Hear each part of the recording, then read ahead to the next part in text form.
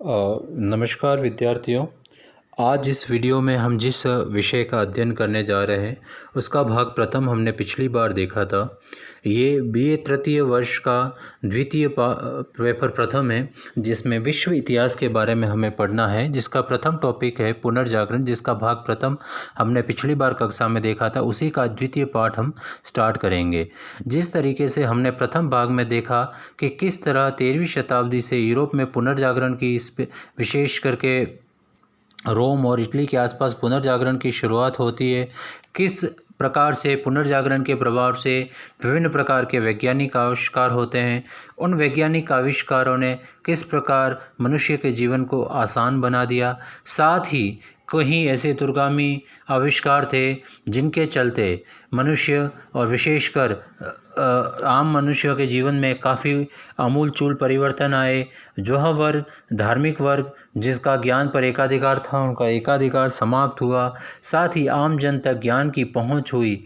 साथ ही कई सारे नए आविष्कार हुए। अब हम पुनर्जागरण के विभिन्न तथ्यात्मक पक्ष देखने के बाद इसके प्रभावों का विश्लेषण करेंगे। पुनर्जागरण काल में विज्ञान की अभूतपूर्व प्रगति हुई। इस काल में विकसित वैज्ञानिक भावना के संबंध में फ्रांसिस बेकन लिखते हैं कि ज्ञान की प्राप्ति केवल प्रेषण एवं प्रयोग द्वारा ही हो सकती है। ज्ञान प्राप्ति के लिए सर्वप्रथम व्यक्ति को अपने आसपास में घटित घटनाओं का अवलोकन करना चाहिए। तत्पश्चात इन घटनाओं के कारणों को प्रयोगात्मक विधि से जांच करनी चाहिए। विज्ञान की यही भावना और प्रयोगात्मक दृष्टिकोण पुनर्जागरण युग की महान देन है। इस प्रकार की सोच ने मनुष्य में धर्म का स्थान, विज्ञान ने पूरे पूर्वाग्रहों का स्थान, तर्क ने व नवीन सोच व नवीन पद्धतियों ने लिया। पुनर्जागरण के प्रभाव से जिस वैज्ञानिक भावना का विकास हुआ, उसने नए नए आविष्कार एवं खोजें हुई। पोलैंड के गणितज्ञ एवं खगोल शास्त्री कोपरनिकस ने टॉलेमी के पृथ्वी केंद्रित सिद्धांत को ध्वस्त करते हुए सूर्य केंद्रित सिद्धांत का प्रतिपादन किया। उसे अपने निष्कर्षों को गणितीय घटनाओं द्वारा सिद्ध किया।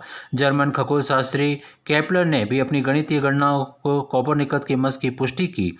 इटली के गणितज्ञ व खगोल शास्त्री और प्रकाश विज्ञानी गैलीलियो ने दूरबीन का निर्माण कर उससे सूर्य ग्रह और उपग्रहों का अध्ययन किया और कोपरनिकस के मत की पुष्टि की। इस प्रकार वैज्ञानिक प्रभावों ने साथ ही कला, स्थापत्य, मूर्तिकला, संगीत कला, चित्रकला, साहित्य व धर्म के क्षेत्र पर पुनर्जागरण ने एक व्यापक प्रभाव डाला।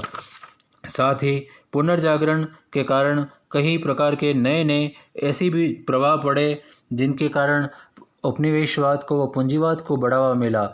अब धर्म का स्थान व्यक्ति ने ले लिया। व्यक्ति अपने जीवन को अधिक से अधिक सुखी बनाना चाहता था, जिससे चलते मानव की समस्त गतिविधियों के केंद्र में मानव आ गया। व्यक्ति के जीवन में भौतिक सुख सुविधाओं का महत्व बढ़ गया।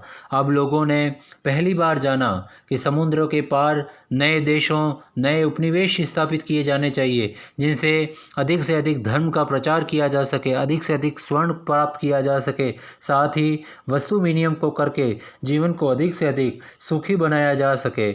इस सोच के चलते नई नई खोजें हुई, नए नए देशों को ढूंढा गया। इस दौड़ में स्पेन व पुर्तगाल संभवतः सबसे आगे के राष्ट्र थे, जिन्होंने लगभग पूरे अफ्रीकी महाद्वीप को खोजा।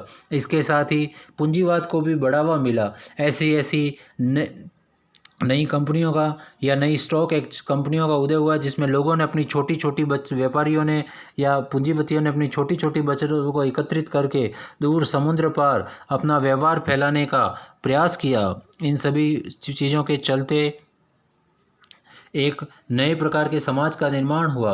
अब धर्म का स्थान एक नए मध्यम धर्म व धार्मिक समुदाय का स्थान एक नए उभरते हुए मध्यम वर्ग ने लिया, जिसका आधार छोटे व्यापारी, बड़े व्यापारी, समुद्र पार व्यापार करने वाले वाणिज्यवादी कंपनियों ने, साथ ही बड़े औद्योगिक घरानों जैसे इटली के मेडिची व फ्लोरेंस परिवार ने ले लिया। इस प्रकार एक प्रकार की नई पूंजीवादी सोच का जन्म हुआ। मानव के वैज्ञानिक और तर्कवादी दृष्टिकोण ने मानव को नए प्रकार से सोचने के लिए प्रेरित किया। जीवन के प्रत्येक क्षेत्र में एक पर्याप्त प्रकार का बदलाव आया। इस साथ ही पुनर्जागरण एक ऐसा आमूलचूल परिवर्तन है जिसके कारण यूरोप मध्यकाल